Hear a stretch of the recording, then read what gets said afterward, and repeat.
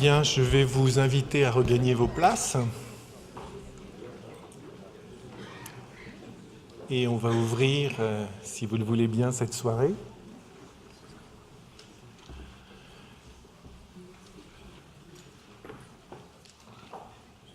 Je vais, comme c'est l'usage, dire quelques mots pour accueillir nos invités, leur dire et vous dire que je vous souhaite la bienvenue dans notre Cité de l'Architecture et du Patrimoine pour cette soirée organisée autour du projet conçu par Renzo Piano pour la construction de la nouvelle École normale supérieure de Cachan sur le campus Paris-Saclay.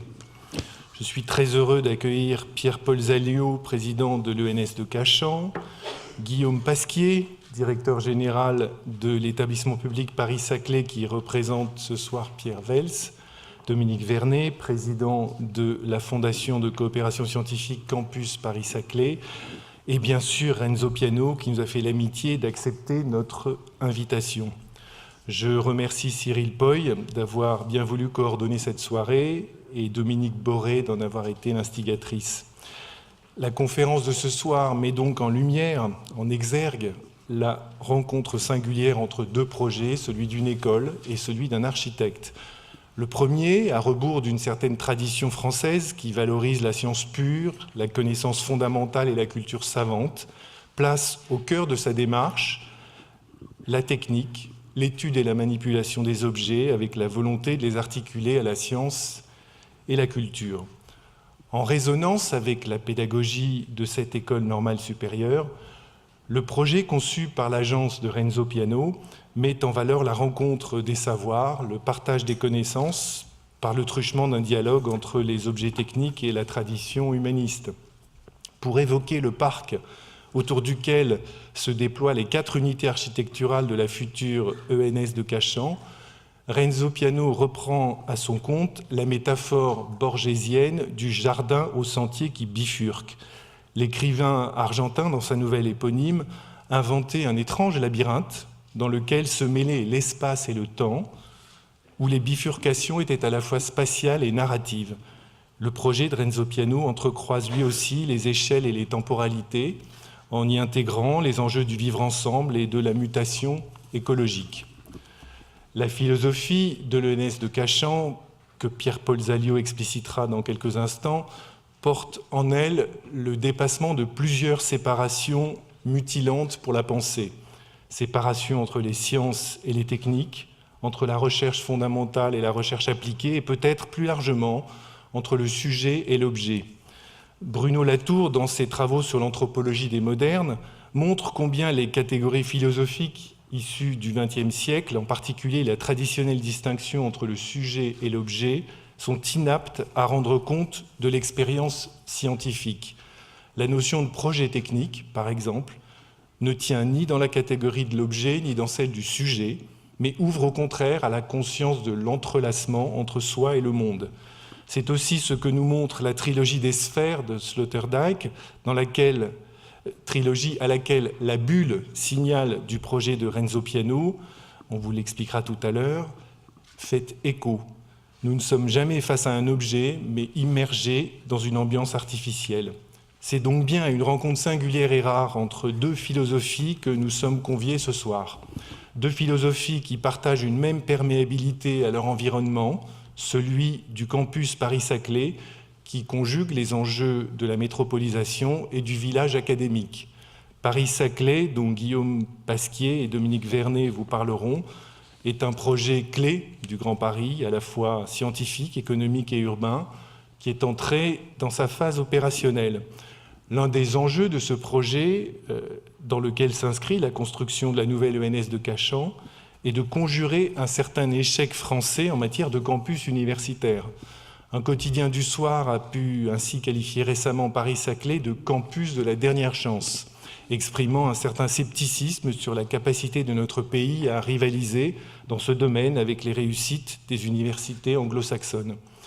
L'objectif du projet Paris-Saclay dans ce domaine est précisément de faire école, en édifiant une ville universitaire de 15 000 habitants. Le défi est stimulant, nos invités nous diront comment ils entendent le relever. Pour les convaincre qu'ils n'ont aucun complexe à avoir face à nos voisins d'outre-Manche, je veux, pour terminer cette brève introduction, lire la description que faisait dans l'un de ses romans l'écrivain britannique David Lodge d'un campus dans les Midlands servant de cadre à un congrès annuel de professeurs de littérature. Il écrivait ceci. « Déjà, la consternation s'affichait sur bien des visages lorsqu'on s'était réunis la veille au soir pour la traditionnelle réception du sherry. Les participants avaient eu le temps de découvrir leur lieu d'hébergement dans une des résidences de l'université. Un bâtiment construit à la va-vite en 1969, à l'époque du grand boom universitaire, et qui maintenant, à peine 10 ans plus tard, était déjà en piteux état. Ils avaient tristement défait leurs valises dans des chambres-bureaux dont les murs craquelés et criblés de trous gardaient en un damier de petits rectangles décolorés la trace des posters que leur jeune propriétaire avait enlevés à la hâte, en emmenant aussi parfois quelques morceaux de plâtre au début des vacances de Pâques. Ils avaient examiné les meubles tachés et délabrés, exploré l'intérieur poussiéreux des placards pour essayer de dénicher des porte-manteaux, testé des lits étroits dont les ressorts s'enfonçaient lamentablement au milieu. Chaque chambre possédait un lavabo, mais tous les lavabos n'avaient pas de bouchons de vidange, ni tous les bouchons de chêne. Certains robinets refusaient de couler, d'autres de s'arrêter. Un malaise inhabituel s'était fait sentir lorsqu'on avait découvert que l'on allait devoir coucher dans un bâtiment, manger dans un autre et se réunir pour les conférences et les discussions sur le campus principal, ce qui allait exiger de chacun d'épuisantes allées et venues sur des sentiers et des trottoirs que la neige avait rendus dangereux et difficiles. J'arrête là. Je suis sûr que vous pourrez faire mieux. Je vous souhaite de bons échanges. Oui.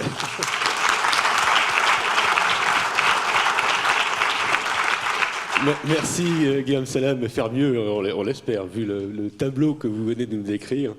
Donc merci pour votre mot d'introduction et pour accueillir cette conférence qui est intitulée, que nous avons intitulée « Quand la philosophie d'une école rencontre celle d'un architecte ». Cette école, c'est, vous l'avez dit, l'école normale supérieure de Cachan, l'un des fleurons de l'enseignement supérieur hexagonal, qui dès la rentrée 2018 ouvrira ses nouvelles portes sur le campus de Saclay, non loin de l'école centrale, remportée par Omar, Colas avec Clément Blanchet, et de Supélec. Cet architecte, vous le savez tous, puisque vous êtes venus nombreux pour l'écouter et le voir, c'est bien entendu Renzo Piano.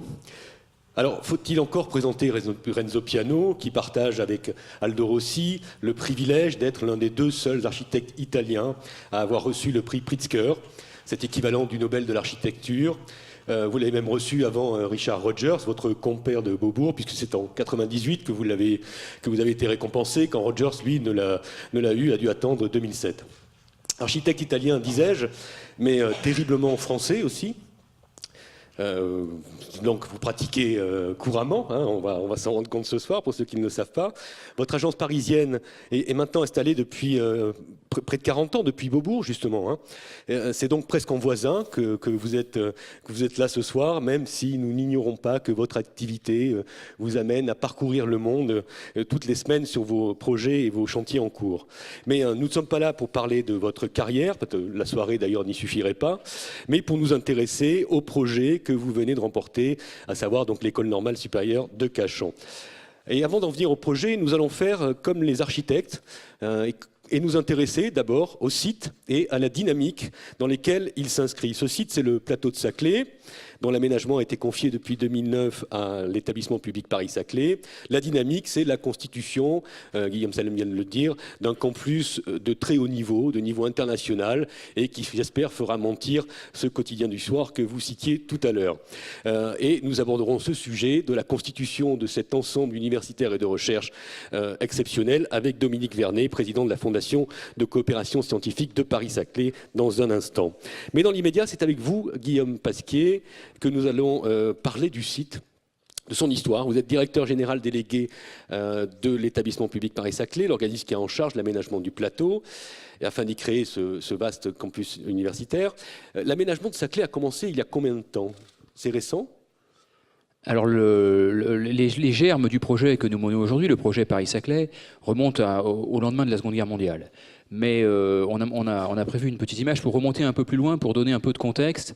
Alors, contrairement à ce qui était écrit tout à l'heure, rassurez-vous, je vais vous infliger 300 ans d'histoire du plateau de Saclay, je rassure la salle. Mais on a mis cette image ici parce qu'il y a eu à l'époque de la création du château de Versailles par le roi Louis XIV, un besoin, une transformation du plateau. Il a fallu drainer le plateau pour apporter de l'eau dans ce qui était une ville nouvelle à l'époque, à la fois pour les fontaines mais aussi pour la ville.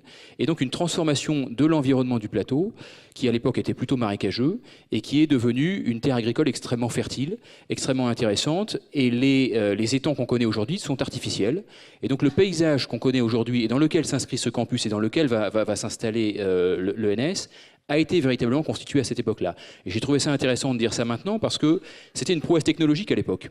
Et donc on avait déjà, vous voyez, quelque chose qui doit un peu résonner, une prouesse technologique, une ville nouvelle et une transformation de l'aménagement. Tout ça il y a 400 ans à peu près. Donc maintenant on entre dans une autre époque aujourd'hui. On fait des choses qui résonnent aujourd'hui sur les mêmes principes. Alors quelques siècles plus tard, c'est la même chose, si j'ose dire, puisque le Colbert de De Gaulle, Paul de Louvrier, c'est Colbert qui avait eu en charge, je crois, les travaux pour Versailles. Le Colbert de De Gaulle, de Louvrier, en tant que délégué général du district de la région de Paris, a été chargé par le général, on connaît ce mot célèbre, de mettre de l'ordre dans ce bordel, et lors de leur survol de la région en hélicoptère. Et quel projet est apparu? Il y avait déjà l'idée d'une cité scientifique, c'est ça? Alors oui, au moment où Paul de Louvrier reçoit sa mission, le plateau de Saclay est déjà devenu une terre de sciences, puisque sont arrivés le CEA, l'INRA, l'université qui est devenue aujourd'hui l'université Paris-Sud, le CNRS à Gif-sur-Yvette, et déjà, très logiquement, quand il réfléchit sur l'organisation de la région parisienne, il propose dans son schéma directeur une image qui est ici, qu'on a mise à l'écran et qui est une représentation, ça c'est pas l'image de Delouvrier, c'est une représentation qui était dans Paris Match, sur laquelle on a mis en surimpression la zone du plateau de Saclay. Il propose une cité scientifique, ce qu'il appelle une cité scientifique, c'est-à-dire de s'appuyer sur ce potentiel qui était déjà là et d'en faire des grands campus. Les principes, comme vous pouvez le voir, il urbanisait beaucoup plus que tout ce qu'on imagine aujourd'hui, puisque la fameuse zone agricole disparaît complètement. La ville nouvelle, qui est aujourd'hui devenue Saint-Quentin-en-Yvelines, au départ, devait aller de Trappes jusqu'à Palaiseau et urbaniser l'intégralité du plateau. Il y a à peu près un tiers de ce projet qui a été fait. Et là, on retrouve encore des choses qui vont résonner avec ce qu'on essaie de faire aujourd'hui. Non seulement ce campus, c'était déjà l'idée, mais aussi le fait qu'il était traversé d'est en ouest par un train, une ligne de RER qui ne s'est jamais faite. Et on va voir que c'est l'un des éléments absolument clés pour réaliser le projet qu'on essaie de faire aujourd'hui. Donc on a un petit peu les mêmes fondamentaux que dans le projet d'aujourd'hui, c'est-à-dire de l'aménagement, un transport public rapide et un projet scientifique et urbain fort. Ah oui, tout à fait. Alors on a les mêmes fondamentaux. Donc le projet Paris-Saclay, c'est un triple projet. C'est d'abord un projet scientifique. Ça, c'est pas moi qui vais en parler. Dominique Vernet et Pierre-Paul Zaliot l'expliqueront beaucoup mieux que moi. Quel est le projet scientifique au cœur de tout ça? Quelle est la raison de tout ça? Ensuite, c'est un projet économique. Il s'agit de faire en sorte que cette science crée de la valeur, travaille avec les industries, les entreprises, etc., pour attirer et fixer de l'emploi technologique ici. Et puis enfin, c'est un projet urbain. Et là, il repose sur des fondamentaux. Et parmi ces fondamentaux, il y a, comme à l'époque de Delouvrier, la nécessité absolue de se connecter au Grand Paris. On n'appelait pas encore ça le Grand Paris à l'époque, mais aujourd'hui, pas seulement à Paris-Centre, mais bien à tout le système métropolitain du Grand Paris, les aéroports, les autres pôles d'emploi et de vie. Et puis, alors en revanche, il y a une grosse différence avec l'époque, il y a une certaine rupture qu'on essaie de porter à l'établissement public sur les principes d'aménagement, où l'aménagement du plateau de Saclay jusqu'à récemment s'est fait par juxtaposition de grands domaines indépendants les uns des autres, et dans un environnement extrêmement peu urbain. Et très éloignés les uns des autres. Et très éloignés les uns des autres. C'était des îles, C'était aussi parce que comme il n'y avait pas de transport en commun, on est bien obligé de venir en voiture et donc d'avoir les parkings et donc. Tout ça est logique.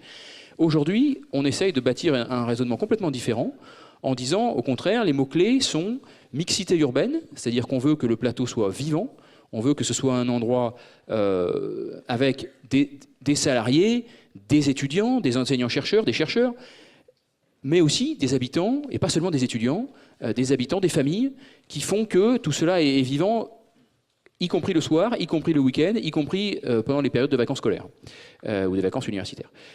Donc ça, premier élément, mixité, et ça a été une rupture, ça a été des échanges très longs, très importants avec les élus locaux pour faire accepter cette nouvelle idée de voir vraiment des quartiers de ville sur ce plateau. Deuxième principe, la compacité. Et ça, c'est rendu possible par le métro.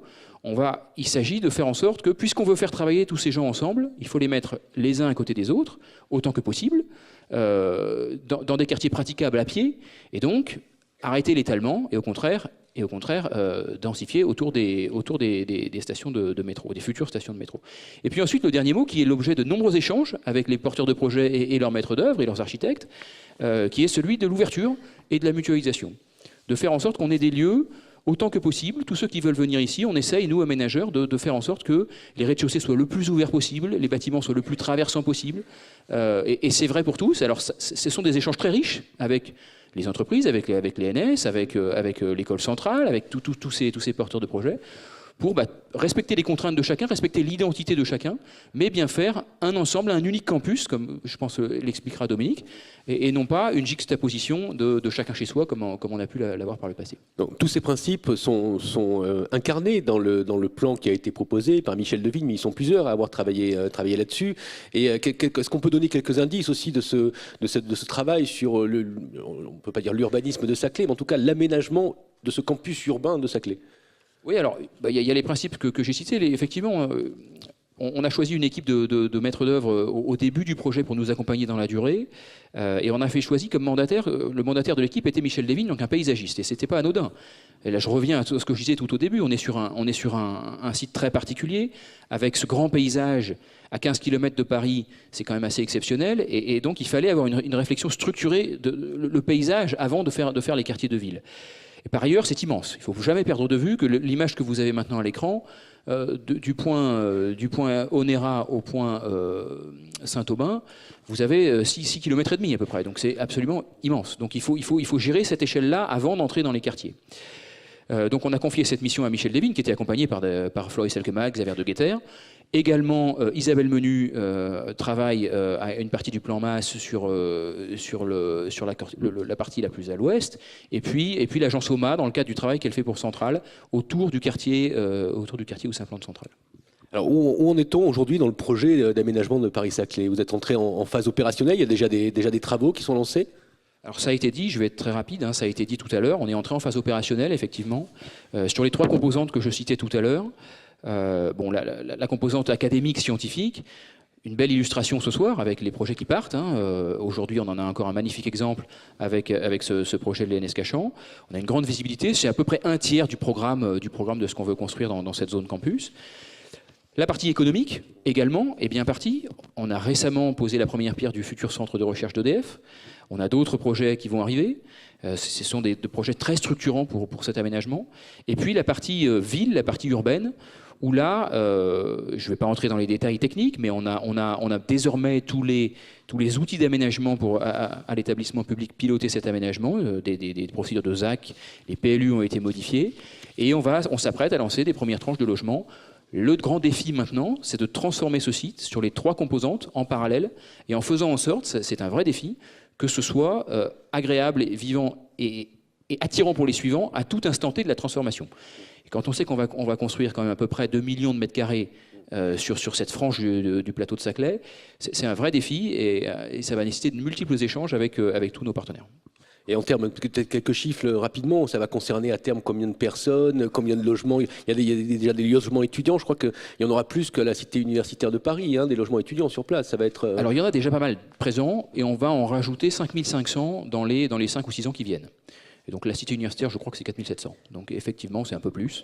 Mais alors les quelques chiffres, on va à peu près quadrupler la présence sur le site, en ayant à peu près, sur la frange sud du plateau, 70 000 personnes, 60 000 personnes qui travaillent, étudient ou vivent, et environ 20 000 habitants, avec à peu près une moitié-moitié étudiants et étudiants famille.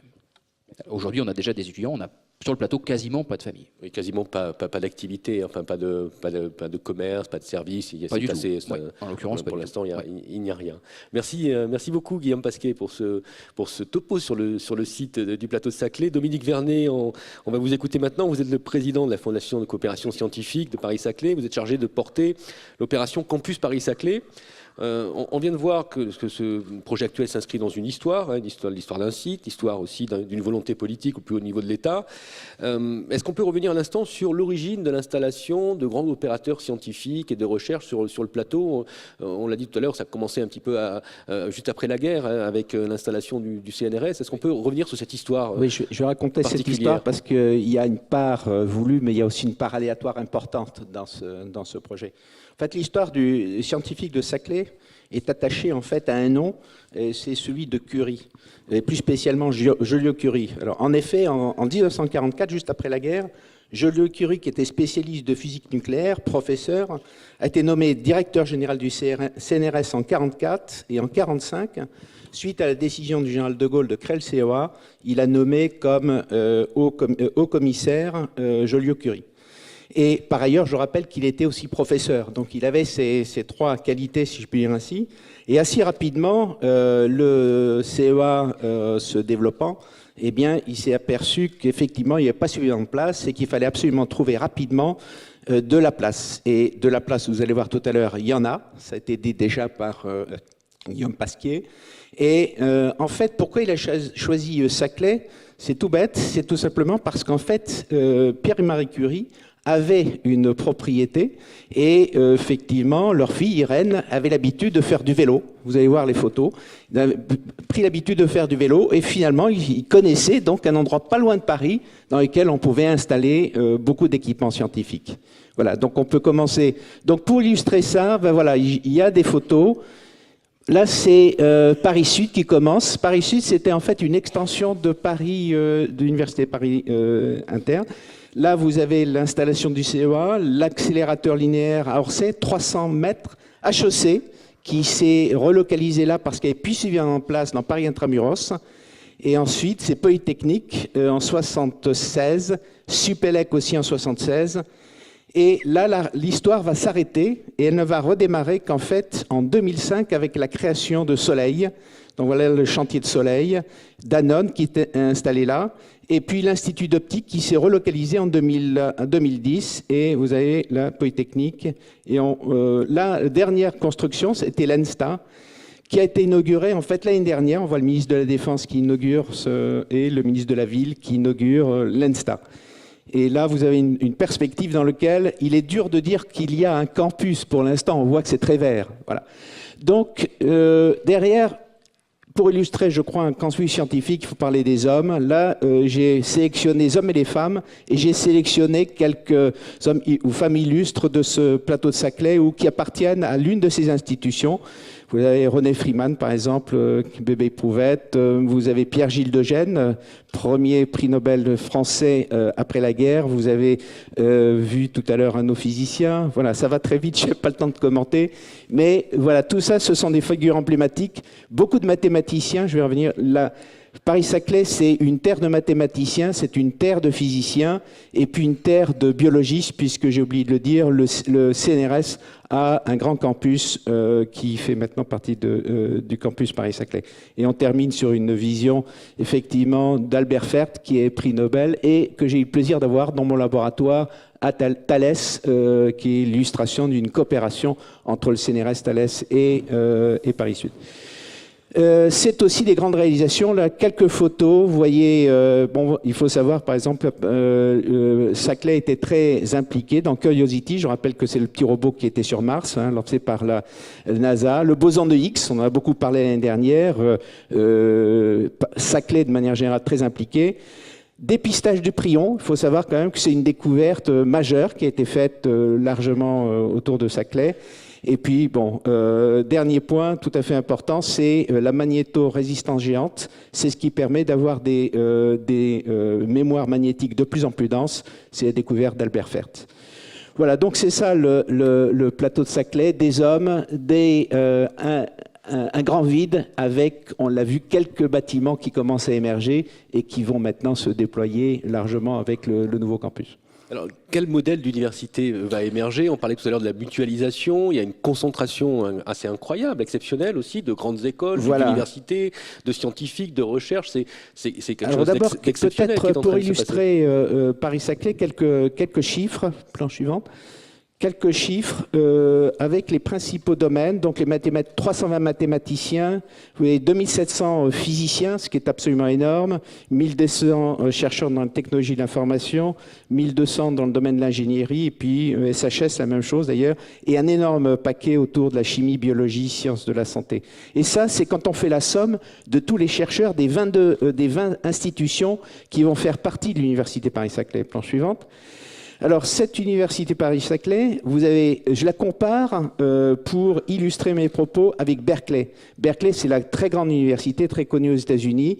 36 000 étudiants. Paris-Saclay, ça sera 60 000 étudiants. Vous avez le nombre de chercheurs, 10 500 chercheurs par rapport à Berkeley, 4 000. Donc, en fait, il y a une équation simple à se rappeler. C'est Paris-Saclay, c'est 2 Berkeley. Si vous vous rappelez, une seule équation, c'est celle-là. Paris-Saclay égale 2 Berkeley. Planche suivante. Et alors, comment elle est constituée? En fait, elle est constituée par, effectivement, la fédération d'institutions qui se sont engagées. Ça, c'est un point extrêmement important. Ça a mis un certain temps, mais maintenant, tous les présidents et directeurs de ces institutions se sont engagés. Juste un point pour indiquer que ces institutions, elles ont toutes des tailles. Si je prends par exemple l'IHES, Grand Institut en mathématiques, c'est en fait 5 chercheurs permanents. Vous prenez, je ne sais pas, le CNRS-CEA, on parle de 5000 personnes. Donc vous voyez, et puis le NESCASSAN, là je laisserai le soin à Pierre-Paul d'en parler. Donc une grande variété d'établissements. Et ce qui les réunit, c'est quoi finalement? C'est 1, la qualité de la recherche. 2, une vision qui est que pour pouvoir être visible internationalement, eh bien, il faut travailler ensemble, malgré le fait qu'ils aient des tailles, des cultures, des modes de fonctionnement différents. Je pense que l'idée, c'est effectivement de prendre en compte ces cultures différentes et d'en faire un atout et non pas un inconvénient. C'était un peu un inconvénient au départ pour les faire travailler ensemble, et maintenant, je pense que c'est un énorme atout qu'on va essayer d'exploiter au mieux. Plan suivante. Et la Fondation de coopération scientifique, c'était l'objet qui était au milieu pour essayer de fédérer. J'ai essayé et je pense que maintenant on y a à peu près réussi. Les implantations, se sont égrenées dans le temps. On a parlé tout à l'heure du CEA en 52, j'aurais dû parler de l'ONERA en 48. Et puis, vous voyez que ça s'égrène et ça a repris, je dirais, une accélération en 2012. Et puis là, on a 10 institutions qui vont déménager à partir de maintenant. Alors, en fait, on est en France et donc on imagine souvent des structures de coopération. Avant d'arriver à l'université Paris-Saclay, on a d'abord créé un cluster qui s'appelait Optics Valley, puis des pôles de compétitivité dont j'étais responsable l'un d'entre eux, puis des RTRA, puis des presses, puis le plan campus et enfin la Fondation de coopération scientifique Paris-Saclay, l'ensemble devant finalement disparaître pour laisser la place à un ensemble qui va fédérer tout ça. Et finalement, on peut dire qu'en 10 ans, on aura complètement transformé le paysage académique, extrêmement fragmenté, pour les réunir dans le cadre d'une université confédérale, ou partiellement fédérale et partiellement confédérale. Planche suivante. Et c'est là... alors, quel est ce modèle? C'est un modèle tout à fait original. D'abord, c'est finalement une marque commune qui est Université Paris-Saclay, mais dans lequel chacun des établissements conserve son identité, mais se transforme pour s'intégrer dans l'ensemble. Et le point de départ, c'est une vision partagée sur la recherche, sur l'enseignement et sur l'innovation, sur l'international. Cette université, elle va porter en propre les diplômes académiques, en particulier le doctorat, le master, et par ailleurs, elle va être un vecteur pour favoriser la mutualisation. Et bien sûr, on a cette chance, pour l'instant c'est un inconvénient de se trouver dans un plateau si important et si éloigné, mais demain je considère qu'on a l'énorme chance que l'État ait décidé d'investir si lourdement dans un projet, et donc le fait d'avoir un campus totalement nouveau, et en contraste avec ce qui a été dit tout à l'heure par la personne qui nous a accueillis, là, il ne tient qu'à nous maintenant de faire un environnement agréable et dans lequel, qui soit un facteur d'attractivité, puisque finalement, l'objectif de ce que nous faisons, c'est d'être un phare aussi bien au niveau scientifique, mais aussi au niveau de qualité de vie. Est-ce qu'il y a un équivalent? Vous citez tout à l'heure le Berkeley, Saclay, c'est 2 fois Berkeley, mais en termes d'organisation, d'intégration, de mutualisation, est-ce qu'il y a un campus équivalent quelque part dans le monde? Bien sûr qu'il y a des grandes universités. Je vais prendre l'exemple qu'on cite souvent, qui est Cambridge. Cambridge, finalement, c'est 5 siècles, mais où il y a des collèges qui travaillent ensemble. Et quand on voit Cambridge de loin, c'est Cambridge. Et puis, quand on est en Grande-Bretagne, eh bien, on dit « je suis de Cambridge, mais je suis de tel ou tel collège ». Nous, l'idée, c'est ça, c'est de porter un projet commun.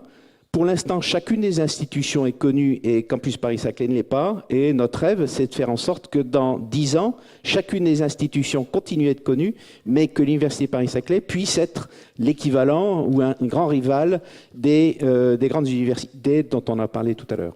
Parce qu'en fait, il y avait un défaut de visibilité. Hein. Voilà. Vous l'avez dit tout à l'heure, il y avait énormément de choses. Saclay produit énormément de savoir, de recherche. Je vais même vous dire une chose, c'est que même les personnes qui travaillent à Saclay n'avaient absolument pas connaissance de toute la richesse qui existait. Et le premier travail, ça a consisté à les mettre en réseau pour qu'ils se découvrent mutuellement, qui sortent de leurs frontières, si je puis dire ainsi, et qui prennent conscience de l'énorme potentiel. Cette prise de conscience, elle a eu lieu dans les 3-4 dernières années. Et après, la question, c'était de dire, mais finalement, comment on peut travailler ensemble, suivant quel modèle? On a un peu hésité autour du modèle, et finalement, il faut bien dire, c'est un modèle assez pragmatique. On s'est un peu inspiré du modèle de Cambridge. Simplement, Cambridge, finalement, ils ont 5 siècles.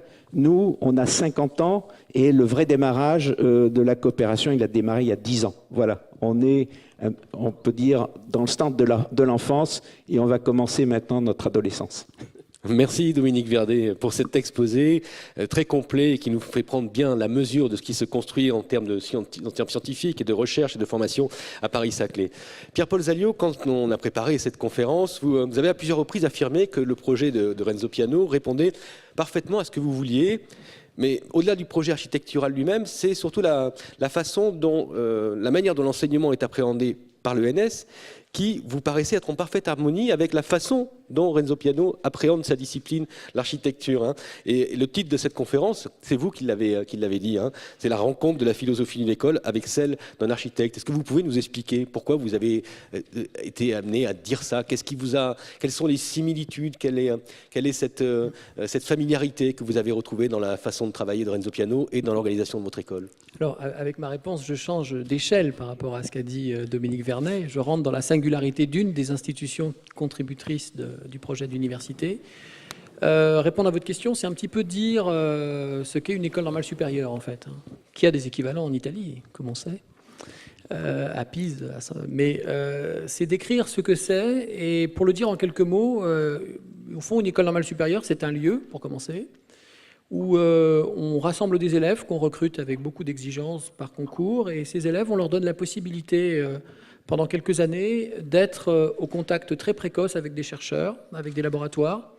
Autrement dit, on leur donne la possibilité, pas seulement d'apprendre sur un modèle scolaire, mais de faire l'apprentissage de la recherche, de dialoguer avec des collègues, enfin, de notre point de vue avec des collègues, de leur point de vue, ce sont des professeurs, ce sont des chercheurs de très haut niveau, mais ils peuvent leur parler progressivement comme avec des collègues. Donc je dirais, alors qu'est-ce que ça veut dire en termes d'image? Enfin, ça veut dire d'abord qu'on veut en faire des chercheurs, hein. C'est la mission d'une école normale supérieure, c'est de faire des professeurs d'université, des chercheurs.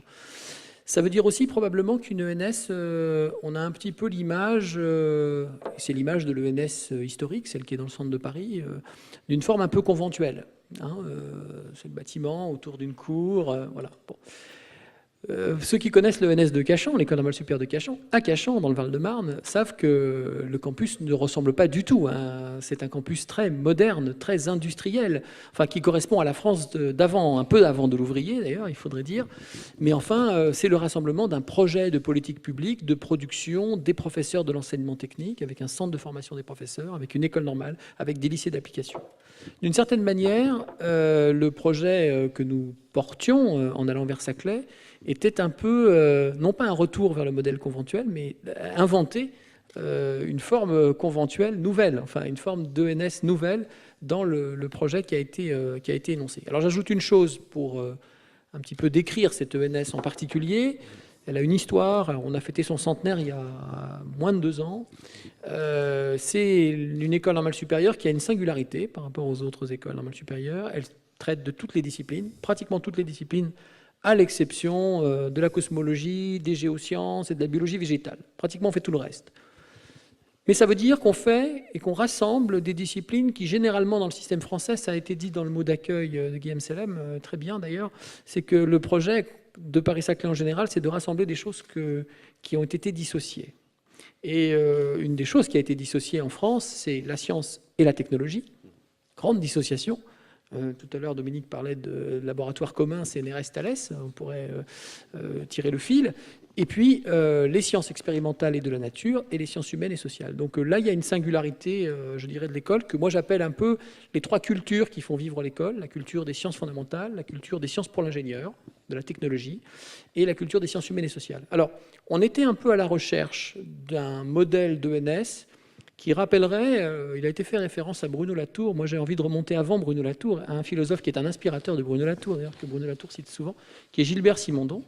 Et Gilbert Simondon, dans un ouvrage qui s'appelle « Des modes d'existence des objets techniques », dit que ce qui fonde la culture occidentale, et pas pour le meilleur, c'est la dissociation entre la culture et la technique. Et que ce qu'il faut réinventer, c'est un réenchantement de la technique, c'est un réinvestissement des objets techniques, une ontologie de la technique, dans lequel la signification culturelle des objets techniques sont eux-mêmes présents. Alors, j'ai essayé de vous répondre ce qu'était une ENS, mais en disant déjà tout ça, j'ai donné une des clés, je crois, de ce qui a été, avec cette idée derrière, un peu d'humanisme scientifique, d'une certaine manière. Si vous visitez l'ENS de Cachan, et si vous visitez dans quelques années l'ENS à Paris-Saclay, l'ENS Paris-Saclay, eh bien vous y verrez des halles de technologie, des objets techniques, dans lesquels des questions scientifiques fondamentales se réinventent dans des objets techniques. Alors la rencontre avec Renzo au piano, d'une certaine manière, à travers son architecture, à mon avis, elle s'est jouée aussi en partie là. C'est-à-dire l'idée d'une... je parle en tant que... J'étais évidemment au jury, donc j'ai eu un intérêt tout particulier au dossier d'architecture. Quand je dis tout particulier, c'est un euphémisme. Donc ce qu'on a vu dans ce projet, enfin moi ce que j'y ai vu, c'est une architecture qui était à la fois technique, mais sans être dans la citation d'un vocabulaire technique, et plutôt dans une forme d'intemporalité du langage, mais à travers l'épreuve des objets techniques, à travers l'épreuve de la technicité, le côté, je crois, j'ai appris depuis, laboratoire artisanal. Voilà, donc c'est un petit peu dans cette perspective. Comment vous l'avez pris, cette référence Renzo Piano? Parce que Pierre-Paul Zaliot vient de le dire, à l'ENS Cachan, on apprend, on fait des recherches, on expérimente, il y a tout un tas de méthodes de recherche, il n'y a pas de dissociation, on rassemble tout ça dans une même forme d'enseignement. Votre agence, ça s'appelle Renzo Piano Building Workshop, donc ça veut dire qu'on éprouve les choses. Comment vous avez pris cette similitude? Quelle similitude vous voyez dans la façon dont l'école normale supérieure de Cachan a organisé son enseignement? Oui, j'ai pris très bien, très bien. Je suis extrêmement fier, on est très fiers chez nous d'avoir ce projet, très fiers. Il faut dire d'abord qu'on aime beaucoup à l'agence faire des projets publics, des projets qui sont des lieux de rencontre, dans lesquels on partage des plaisirs, des joies, que ce soit des musées, que ce soit des centres culturels, que ce soit des salles de concert. C'est toujours comme ça. C'est des lieux qui rendent des villes intéressantes, des lieux intéressants. C'est des lieux qui font des personnes meilleures. Ça allume une petite lumière dans les yeux des gens. Mais il y a parmi ces bâtiments publics un qui est encore plus intéressant, et c'est l'école. L'école, là, c'est... Pourquoi? Que ce soit l'école pour le petit, l'école pour le grand, mais c'est quand même ça. Alors, quand il y a eu ce concours, on était très contents, surtout qu'il s'agissait de faire un projet d'une école, la normale, qui est un mélange assez humaniste, enfin c'est assez unique, c'est assez rare. Dans la même école, vous avez les sciences humaines, vous avez les sciences de base, et vous avez l'école d'ingénierie. Vous avez le savoir-faire, construire, vous avez la pensée, vous avez la recherche de base qui est lente, comme tout le monde le sait, mais en fait, vous avez... Et ça, c'est la base même d'un savoir humaniste. Il ne s'agit pas de dire que la personne qui fait des études d'ingénierie apprend les sciences humaines, mais la proximité, le fait qu'on vit ensemble, une aventure qui dure 4 ans, 5 ans, 6 ans, c'est ça qui est extrêmement important là. Et tout ça, ça a fait que quand on a gagné le concours, on était extrêmement heureux. Beaucoup plus heureux que d'habitude, puisque c'est quand même un grand défi. Et vous l'avez dit, c'est un grand défi humain aussi. C'est un grand... D'ailleurs, j'entends parler beaucoup de campus. Et est-ce que je peux vous faire une proposition? Pourquoi on ne l'appelle pas une ville universitaire? Parce que vous voyez, ça me gêne légèrement. Et campus, c'est un terme américain. J'adore l'Amérique, hein. C'est presque mon pays, l'Amérique. J'ai fait beaucoup de projets. Parmi les projets universitaires qu'on fait, par exemple, on a le nouveau campus de Columbia University à New York, qui s'est fait sur Broadway et sur la 125. C'est un campus urbain, celui-là, puisqu'il c'est dans la ville. Enfin, c'est quand même la banlieue nord de Manhattan, mais c'est quand même... Et ça c'est un campus. On travaille aussi pour Harvard, Cambridge. Et on vient de terminer un bâtiment qui est pour l'art, pour la conservation, pour le study center, pour tout ça. Bon, mais ça, c'est des campus. Mais ici, c'est une ville, vous l'avez dit. On parle de 100 000 étudiants, mais quand vous mettez tout ensemble, ça fait 100 000 personnes. Dominique Vernet dit c'est une cité scientifique, hein, c'est une cité, donc oui, est-ce que ça vous va, ce terme? Tout à fait. Je pense, enfin, quand même, vous n'avez pas besoin de mon conseil, mais je pense que c'est une ville universitaire. Et c'est bien ça le grand défi, puisqu'il y aura dans cette ville, ça suffit de regarder, excusez-moi, il n'y a pas des images qui ont à faire. On verra tout à l'heure le projet. Hein. C'est plutôt Harvard. Mais dans le campus, dans la ville universitaire de Saclay, vous regardez le plan. Il y a des places, il y a des rues, il y a tout est là. Et 100 000 personnes, c'est quand même une ville. Combien de villes il y a en France, en Italie, en Allemagne, dans toute l'Europe, des villes qui ont 100 000 personnes, 60 000, 70 000, 80 000 personnes. C'est des villes. Et c'est d'ailleurs ça, parce que, vous voyez, utiliser le mot campus, ça me rappelle quelque chose de légèrement nostalgique ou même un petit peu romantique. Mais ici, il s'agit de faire une ville, une véritable ville, avec toute la force, l'intensité de ces choses-là. Or, tout ça, ça rajoute au plaisir de faire l'école normale supérieure. Le fait que c'est une école normale supérieure qui est dans une ville universitaire. Et je crois que vous avez tout à fait raison de dire que quand vous allez à Cambridge, pas seulement Cambridge, Massachusetts, mais aussi Cambridge, Angleterre, bien sûr, vous dites oui, je suis à Harvard, mais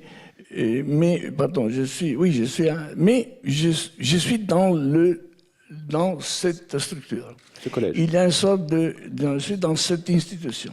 Il y a une sorte d'orgueil qui est sain, qui est très sain.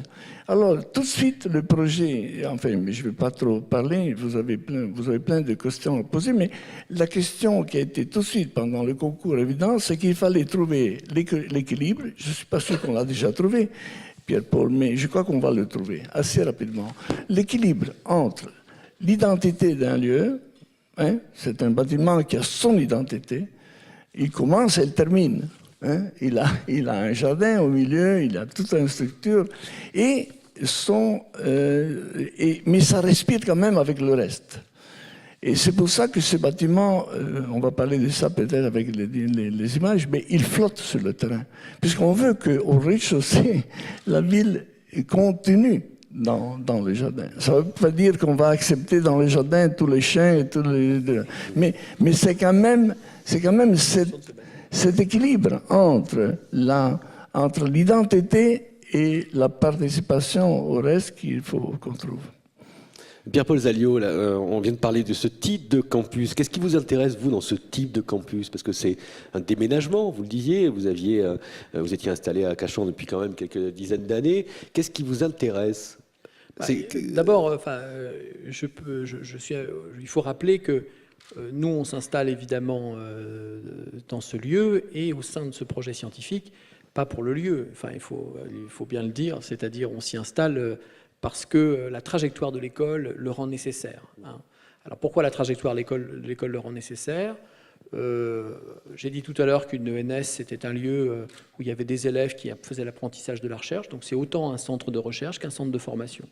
Donc une école normale supérieure, c'est un lieu où les élèves sont en contact avec des laboratoires au quotidien.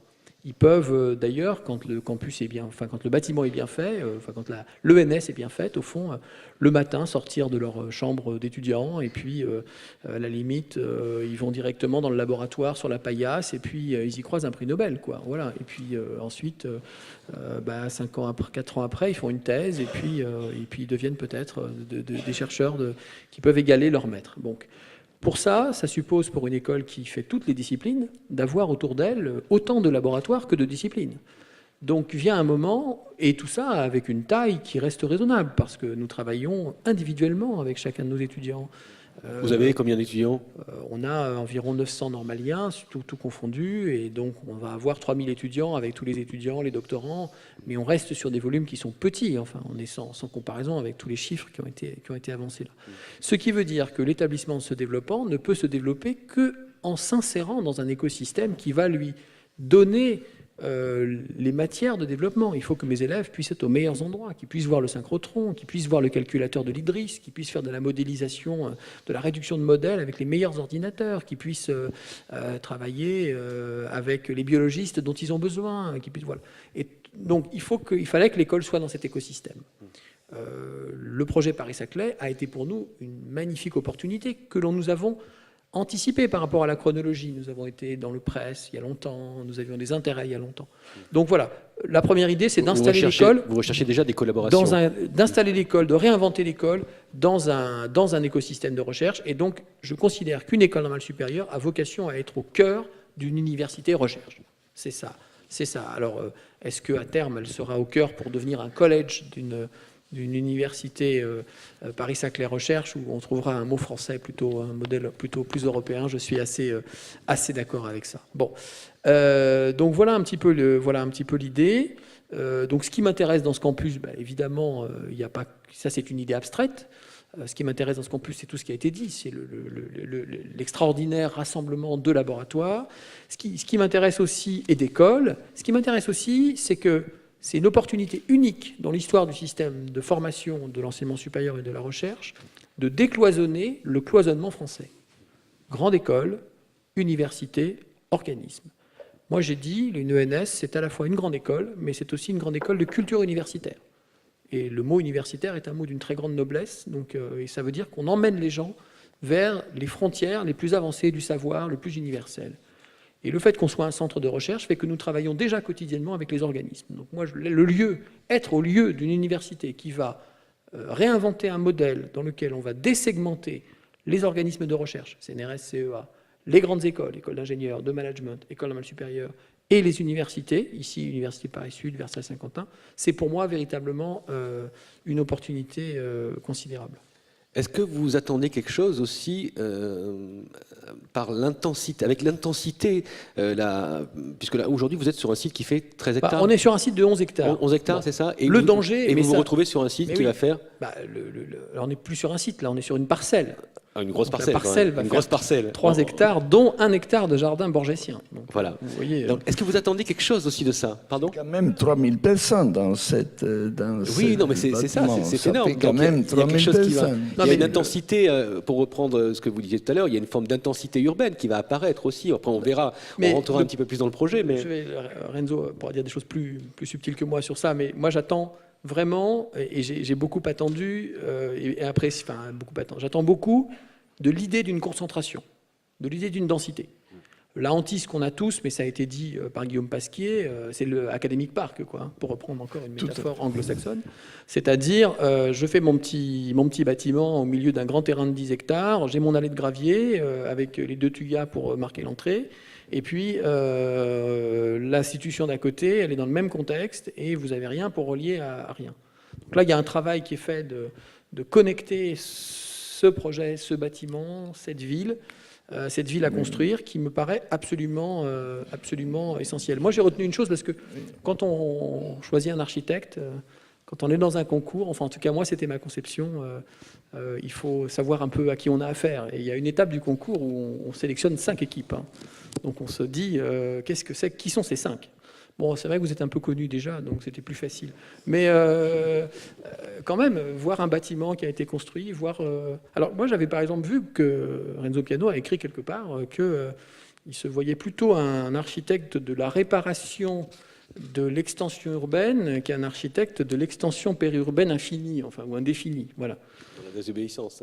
Voilà, dans la désobéissance de l'architecte. J'ai lu ça. Vous voyez que j'ai travaillé. Je ne me souviens pas de ça. Oui, J'ai bah, tout ouais, dit, moi. Je l'ai lu il y a moins longtemps que vous, c'est pour ça. Et en fait, pour moi, ça correspond exactement à la logique dans laquelle on est et par rapport à la chronologie qui a été racontée, c'est-à-dire construire la cité scientifique de Delouvrier. Alors, elle est probablement, elle ne doit pas ressembler à ce que Delouvrier voulait. Et ça ne sera pas le général de Gaulle qui va couper le ruban, de toute façon, donc c'est pas très grave.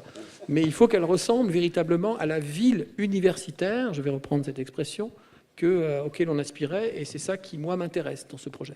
Comment vous l'appréhendez, Renzo? Après, on rentrera dans le projet, on vous laissera parler et nous présenter le projet. Comment vous appréhendez cette intensité, cette compacité, ce rapport aux autres écoles? C'est pour ça que d'abord, je pense que le mot « ville » est plus beau, puisque la ville est intense. Et dans une ville, c'est bien, justement, puisqu'il y a une densité. Dans un monde virtuel, la ville, c'est le lieu physique dans lequel on se touche, on se rencontre, on se voit. On partage des choses, on reste ensemble. Je pense que... Et quand je parle de ville plutôt de campus, attention, c'est pas seulement de la sémantique, c'est pas seulement formel, c'est que le campus universitaire du siècle dernier, même du 19e siècle, c'est là que... C'était un campus, même les campus urbains, comme celui de Columbia, c'était fait pour protéger l'étudiant, pour protéger, puisque c'était quand même un petit peu la façon de donner de confiance. En fait, je te protège, j'ai fait un jardin magnifique, je te mets au milieu, tu es un protégé. Or, aujourd'hui, qu'il s'agisse de la Columbia University de New York, justement, on construit le nouveau campus à Harlem, West Harlem. Alors, vous voyez bien, c'est pas n'importe quoi. West Harlem, c'est quand même un lieu qui a son intensité et son caractère. Mais justement, au lieu de protéger, on ouvre. Il faut pas protéger les étudiants. Il faut les mélanger avec la vie. Alors, c'est pas seulement une question de forme, non, vous voyez. Et je pense que l'idée que c'est une ville Saclay sera une ville universitaire, dense, intense, plein d'événements, justement à 15 km de Paris, c'est rien. Ah, il faut quand même bien que le métro arrive, hein, et le plus tôt possible. Mais c'est évident que... 2023, hein, oui. Non, l'autre chose que je voulais vous dire, parce que maintenant on va peut-être parler d'architecture pour un moment. J'ai passé ma vie avec beaucoup d'amis qui sont des artistes, ou des penseurs, ou des poètes, ou des scientistes, hein, hommes et femmes de sciences. Eh bien, il y a toujours eu, je parle de ça parce que dans l'école normale, supérieure, il y a ça, il y a ce mélange de... Je parle de ça parce que depuis toujours, j'ai vécu avec eux un rapport de convivialité extraordinaire et même un petit peu de jalousie, mais une bonne jalousie. Moi, j'ai toujours été jaloux de la pensée légère, du penseur, du poète, du musicien, tout ça, mais eux, toujours du constructeur, du bâtisseur, de celui qui construit, qui bâtisse. Alors, je parle de ça parce que finalement, pour moi, dans ce couvent, hein, c'est pas tout à fait un couvent, mais c'est quand même quelque chose qui a son caractère, qui commence et qui termine à travers les fenêtres, à travers les placettes, puisqu'on va voir les plans. Et il y a beaucoup d'endroits, il y a des rues à l'intérieur de ces bâtiments. Il y aura une rencontre constante entre ces différents façon d'approcher le futur. Vous avez l'air bien parti, donc je vais vous laisser présenter le projet. Peut-être qu'on va revenir aux premières images. Comme ça, vous allez pouvoir présenter le projet et le situer peut-être un petit peu. Bon, il est dans un triangle. Très rapidement, puisqu'en tout cas, je crois que c'est publié, je crois que tout le monde le connaît. Ici à gauche, c'est le plan de mars 2018, c'est-à-dire après-demain, quand on aura construit l'école normale. Vous voyez là, l'école normale, c'est en haut, là. C'est quand même, c'est 220 mètres sur 150 mètres, quelque chose comme ça. C'est là, c'est là-haut. Et ici, sur la droite, c'est le plan mars 2050. Mais bien sûr, je parle de la totalité du plateau ici, c'est seulement la zone qui est proche. C'est une petite partie, oui. Et c'est quand même une ville. La densité de tout ça, c'est une ville. Il y a au milieu ce qu'on appelle ce matin, on a travaillé, on passe beaucoup de temps ensemble pour travailler, mais on parlait de ça comme si c'était aux États-Unis, j'appellerais ça. Si vous préférez, Renzo, vous avez des écrans devant vous. Oui, c'est plus facile. C'est le common, là, au milieu, c'est au milieu du système. Ou sinon, c'est plutôt c'est une grande place ouverte dans laquelle tout le monde se retrouve. Et si tu peux passer à la prochaine image, voilà, ici c'est le plan, masse. Le bâtiment est très clairement. Il y a un bâtiment plus grand au nord, et dans lequel il y a. Voilà, ici c'est le rez-de-chaussée, c'est peut-être plus facile. Comme j'ai dit, le bâtiment flotte sur le sol. C'est-à-dire quand on se promène sur le deck qui se trouve au sud ou dans les rues tout autour, on voit dedans. Il y a cette perception de ce qui se passe dedans. Le jardin, il n'est pas fermé. Il n'est pas fermé visuellement non plus. Voilà. Ici, c'est un diagramme. Mais non plus physiquement, puisqu'il y a des fonctions dans ce jardin ou dans le contour qui sont ouvertes. Par exemple, côté sud, en bas de l'image, il y a des restaurants, il y a des éléments qui appartiennent à l'école normale, mais qui appartiennent aussi au campus ou à la ville dans son ensemble. Ce sont des équipements qui sont mutualisés, qui sont offerts à tout le monde. Hein. Enfin, mais oui, tout le monde peut venir. Ça, c'est d'ailleurs ce qu'on a fait aussi justement à Harvard, à Boston, pour ce centre qu'on vient de construire. Le rez-de-chaussée, il est public. C'est la ville. C'est la ville qui entre.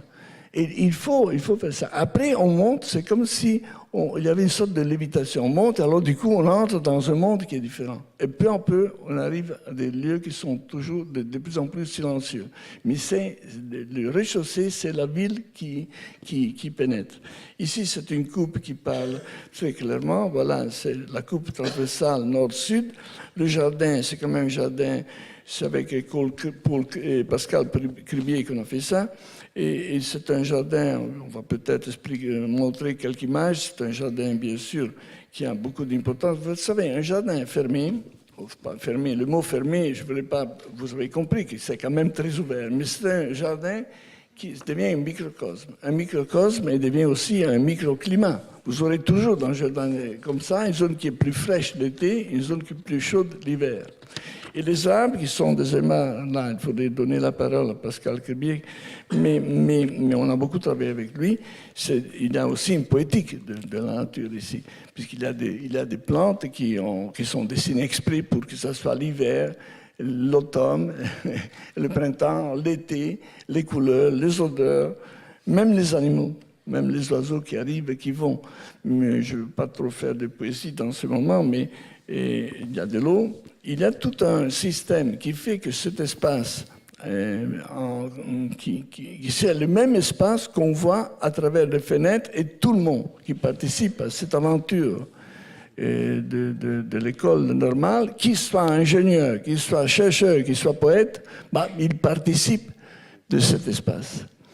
Et bon, non, mais là, voilà, un mot quand même. Est-ce qu'on peut dire un mot là, sur les principes structurels de l'école, puisque c'est aussi un bâtiment comme on est justement en building workshop, on a la bonne habitude de bien construire, d'autant plus qu'il dit ici, il y a peut-être une des plus importantes écoles d'ingénierie d'Europe, sûrement. Et là, la structure, voilà, si vous regardez ça, c'est les portiques qui font de la partie nord de 16 mètres, dans la partie sud, plutôt toujours dans le bâtiment nord, mais du côté sud, c'est 16 mètres. Au milieu, il y a un espace, un grand hauteur qui est un petit peu un espace ouvert. Et ces portiques ont quand même la capacité flexible. Autre chose, il faut faire un bâtiment qui soit toujours moderne, même dans quelques siècles. Il faut qu'il soit capable. Et nos ancêtres ont su faire des bâtiments industriels. Moi, j'appelle ça une usine, mais une usine blanche. Et ce n'est pas une usine. C'est une usine qui produit du savoir. Et voilà, ici, c'est un diagramme, mais peut-être le prochain est plus clair. Voilà, gardons ce diagramme une seconde. Sur le plan environnemental, c'est très important de comprendre que tout ça, c'est fait avec cet espace au milieu qui respire. il y a une ventilation naturelle.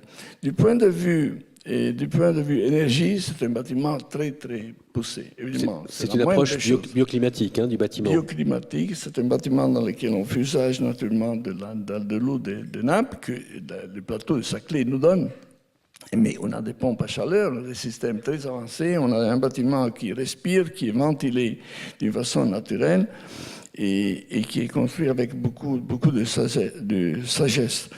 Enfin, je pourrais continuer toujours, mais c'est seulement... Mais continuez, je vous en prie. Mais non, je ne veux pas trop. Sûrement, il y a des questions à poser, des réponses à donner. Mais c'est quand même cette image. C'est jamais, il faut jamais croire aux images de synthèse, puisqu'elles sont toujours trompeuses un petit peu. Mais ce que je pense, c'est qu'il faut que la transparence soit dans ce bâtiment un petit peu une valeur, puisqu'il faut pas qu'il soit fermé. Il faut que ce partage émotionnel, voilà, ici c'est le New York Times à New York, c'est un bâtiment qui est autre chose. Mais on a toujours, depuis toujours, on a travaillé sur l'idée de transparence dans le bâtiment. Est-ce que je peux avoir une autre image? Voilà, ici c'est un musée. Ça, c'est le Menil Collection à Houston. Ça n'a rien à faire avec, évidemment, l'école normale. C'est que je veux évoquer le fait que sur le plan poétique, la transparence, la légèreté, la lumière sont des éléments très importants. Ils ont beaucoup à faire avec ce miracle qu'on appelle le partage du plaisir de rester ensemble, qui est d'abord, d'ailleurs, le début de la tolérance, du savoir vivre ensemble. Voilà, ici on est au 13e étage du New York Times à New York. Ici c'est l'endroit dans lequel les gens du New York Times vont pour déjeuner et tout ça. Et c'est toujours cette notion de lumière qui me semble extrêmement importante. En sachant bien sûr que la lumière, ici on est à San Francisco. Ici à San Francisco on a construit le California Academy of Science, qui est un musée sans air conditionné. Bon, quand on a fait ça aux États-Unis, c'était quand même pas mal. Et à nouveau, cette notion de transparence, d'accessibilité. Le fait qu'un bâtiment, il ne s'enferme pas en soi-même d'une façon un petit peu égoïste, mais il s'ouvre au dialogue. Sauf qu'une école, c'est quand même une école. Il faut quand même lui donner des moments de silence et de travail. C'est pour ça qu'à un moment donné, on monte et on change de rythme. Même le bruit change, même les attitudes. Et du coup, on entre dans un monde différent. C'est un peu la même approche, d'ailleurs, qu'a développé l'OMA avec Centrale. Il y a un grand espace public traversant. Alors là, c'est une rue, il n'y a pas de jardin. Et puis, au fur et à mesure où on monte, on s'isole et le silence se fait pour de la formation. On a les deux mêmes soucis. C'est un petit peu comme ça. C'est comme si les bâtiments, au rez-de-chaussée, ils parlent avec la ville. C'est le jardin, c'est des éléments qui sont communs, c'est des salles. Sauf quand même l'Institut d'ingénierie, Farman. Là, il y a un problème. Nous devons mettre au rez-de-chaussée de cet institut, puisqu'on a des ponts roulants, on a des charges lourdes. Ça, c'est vraiment une usine. Là, sur la droite, en haut, et l'étage en bas, enfin, le rez-de-chaussée, c'est l'usine. Et franchement, ça, je ne peux pas le mettre au troisième étage. Mais d'ailleurs, là, justement, il y a beaucoup de travail collectif. Mais dès qu'on monte et on passe au premier étage, là, vraiment, on est à l'intérieur de l'école. Et après, au fur et à mesure qu'on monte, on rentre dans une dimension plus silencieuse et plus calme, plus concentrée. Et c'est pas seulement dans une école qui est sage de faire ça, mais il y a même d'autres bâtiments, comme un musée, par exemple. Un musée. Et c'est pour ça que je vous parlais de ce bâtiment qu'on a construit, qu'on vient de terminer à Harvard, à Cambridge, puisque c'est comme ça. Au rez-de-chaussée, c'est la ville qui passe. Et il fallait d'ailleurs que Harvard paye ce petit hommage à la ville de Cambridge, puisqu'il y a toujours eu un rapport plutôt délicat. C'est sur Broadway et Quincy Street. C'est vraiment le centre du campus américaine.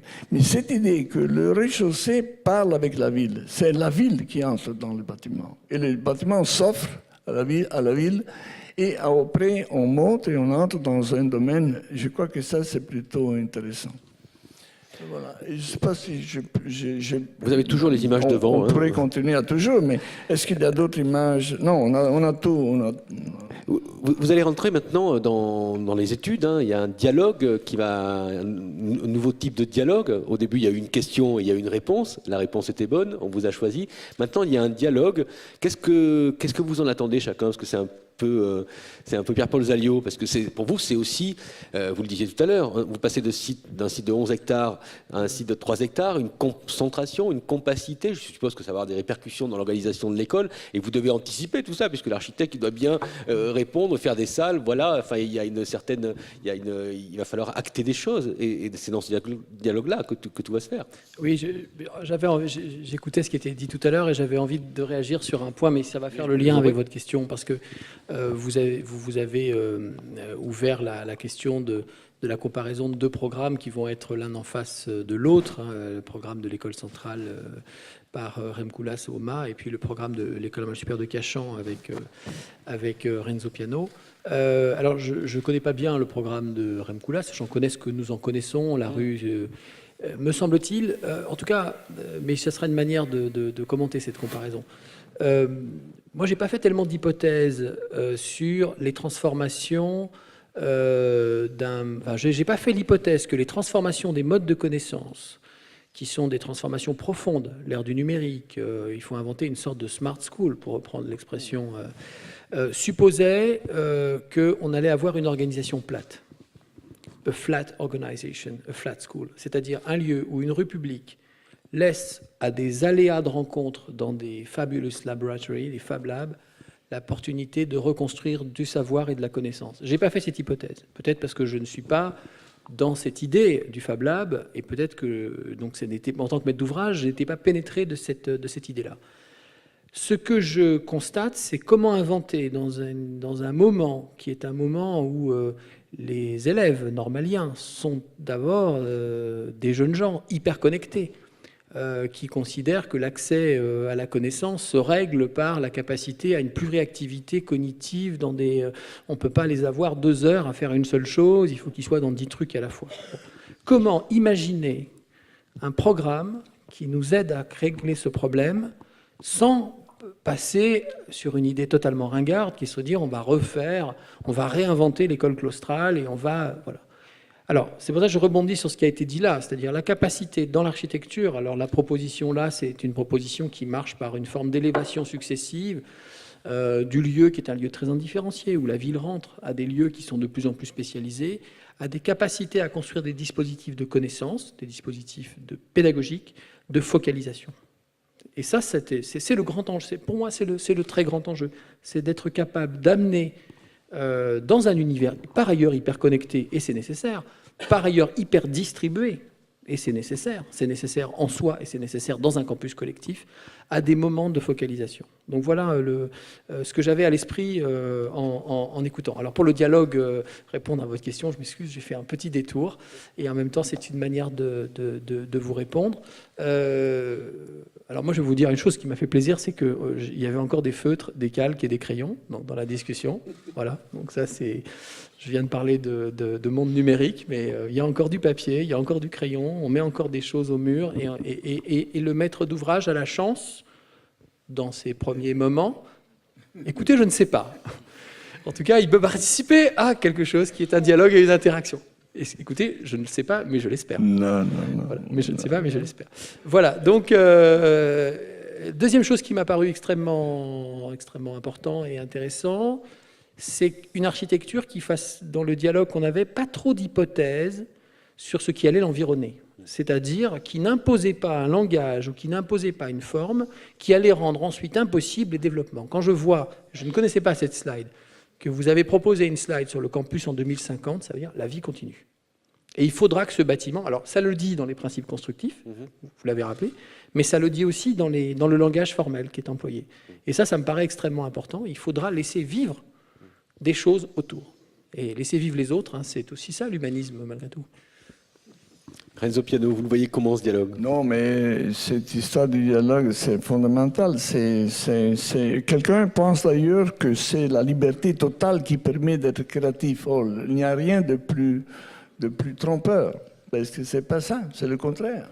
C'est le contraire. C'est plutôt quand on a des idées claires, des limites. C'est là que l'énergie est. Et alors là, le dialogue, il est fondamental, bien sûr. C'est même une sorte de ping-pong. Moi, je l'appelle un ping-pong. Mais évidemment, pour jouer le ping-pong, il faut jouer avec la même balle.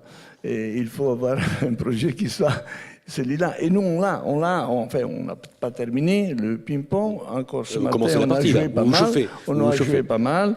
Et je crois que ça, c'est...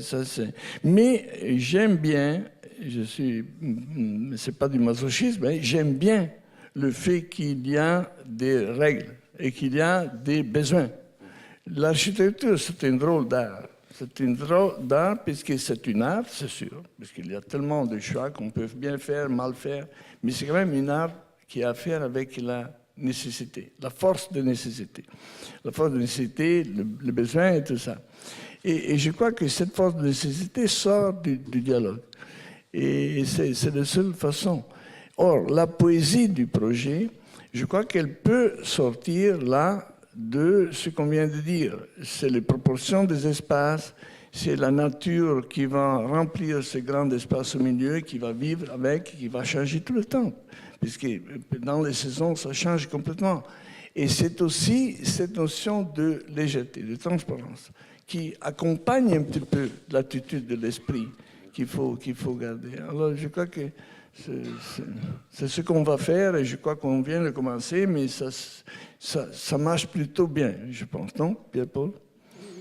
Oui, ça marche plutôt bien. Je ne peux pas dire le contraire devant tant de... Non, mais bien sûr, ça marche très bien. Merci Renzo. On va passer à des questions de la salle, s'il vous plaît. Il y a des micros. Merci de vous présenter, de poser des questions ou de faire des remarques assez concises afin que nous ayons et que nos intervenants aient le temps d'y répondre. Et ces questions peuvent s'adresser à tout le monde, bien sûr. Une main se lève, monsieur, et ensuite madame. Oui, monsieur Piano, donc on a vu que vous aviez de l'expérience de pas mal de campus à travers le monde. Et donc, qu'est-ce qui fait, à votre avis, qu'une université soit réussie en termes de fonctionnalité? Et alors, quels sont les points communs avec vos autres projets? Quelles sont les différences du projet de l'ENS de Cachan avec les autres projets qui pourraient venir de certaines particularités d'insertion? Je ne sais pas si ma question est claire. C'est-à-dire, d'après vous, qu'est-ce qui fait que ça marche bien, une université, les bâtiments, etc. Et puis, qu'est-ce qui a été particulier dans ce projet par rapport aux autres que vous avez conduits? Merci, oui, je tâche de répondre rapidement, parce que d'abord, vous savez, un architecte il se trouve avec un petit peu de chance toujours à matérialiser des changements et des charnières. Ce n'est pas l'architecte qui provoque les modifications du monde, c'est le monde qui change et l'architecte interprète. Et si on a la chance d'être au bon moment, au bon endroit, c'est ça qu'on fait. Et justement, là, ce n'est pas nous qu'on change. Le monde de l'université, c'est le monde de l'université qui change. Et c'est pour ça que je dis, ça c'est une ville, une véritable ville. Or, les autres, n'exagérons pas, les espérances qu'on a eues, et on a, oui, par exemple, la Columbia University, qui est déjà une université urbaine, puisque même sur la 116e et Broadway, là, c'est déjà un campus urbain, mais c'est quand même enfermé. C'est quand même enfermé. Puisque le seul moyen, en 1860, quelque chose comme ça, de dire aux gens, aux étudiants, vous êtes dans de bonnes mains, c'était de construire fermé, protégé et surtout en style. Il fallait que ce soit du romanique ou du gothique ou du grec ou du romain. Et c'est aussi de la pierre, du marbre, non? Et c'était ça la façon, attention, je ne suis pas en train de critiquer, mais c'était la façon dans laquelle il fallait représenter et célébrer la sécurité. Or, c'est justement ça qui a changé, puisqu'aujourd'hui c'est le contraire, c'est complètement une autre histoire. Et quand l'architecture, au fond, raconte des histoires, mais c'est les histoires de la vie, des changements, mais c'est une autre histoire qu'il faut raconter. Alors, plutôt que la lourdeur, la pesanteur, la monumentalité, l'intimidation, il faut chercher autre chose. Il faut chercher l'ouverture. Il faut chercher comment est-ce qu'on dit, la convivialité, l'ouverture, l'échange, la tolérance, dans un mot. Alors, je pense que c'est ça qui peut changer les choses. Bien sûr, tout ça, c'est facile à dire, c'est beaucoup plus difficile à faire. Ça, j'en suis conscient. Mais vous soyez certain que ce qu'on vous tâche de faire, et depuis ce que j'entends, on va le faire partout sur le plateau. Mais ce qu'on va faire sûrement sur l'école normale, c'est de défendre cette notion qui est de protection, puisqu'il faut quand même le faire, puisqu'il faut du silence, mais c'est aussi cette idée d'ouverture. Et alors, c'est pour ça que je parle des bâtiments qui flottent, puisque les bâtiments, d'habitude, dans les campus, ils ne flottent pas. Ils sont comme des îlots séparés, qui sont, bien sûr, ils nagent dans la nature merveilleuse, mais c'est quand même des îles séparées. Tandis que ici, on tâche de faire autre chose. La question était complexe, bien sûr, et la réponse n'est peut-être pas à l'auteur, mais c'est sûr qu'il y a beaucoup d'éléments ici qui sont complètement différents de ce qu'on a toujours fait dans les campus. Il y avait Madame devant qui voulait poser une question, et on va vous tendre un micro, s'il vous plaît. On peut avoir un micro, je vous prie, au deuxième rang. Merci. Je voulais savoir s'il y avait un projet architectural global ou si chaque école va construire son petit projet et comment en 2050 on verra si c'est une ville, qu'est-ce qui aura fait lien. Qu'est-ce qui aura fait le lien? Fait le lien.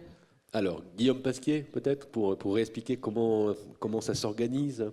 Et puis, alors, les petits projets sont de grands petits projets. Hein. Chaque école a son projet. Et choisit son architecte. Et effectivement, ce sont des très grands projets, puisque celui-là, c'est combien de mètres carrés, je précise? 64 000 mètres carrés, c'est quand même...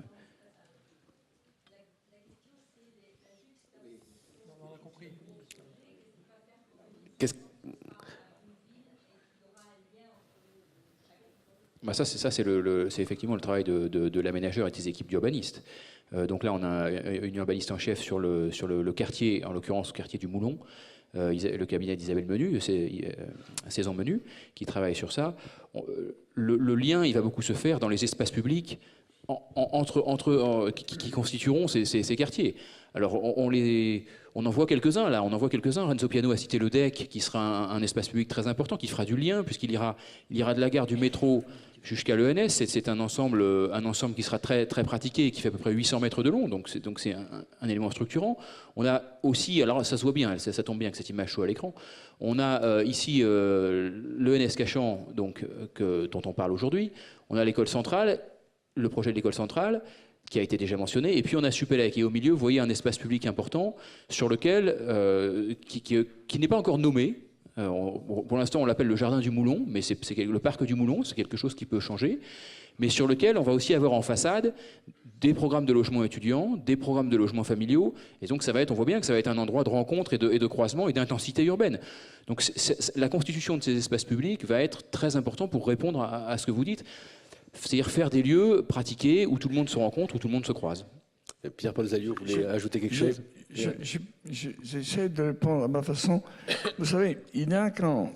D'abord, le pire des erreurs, c'est de demander au même architecte de tout faire.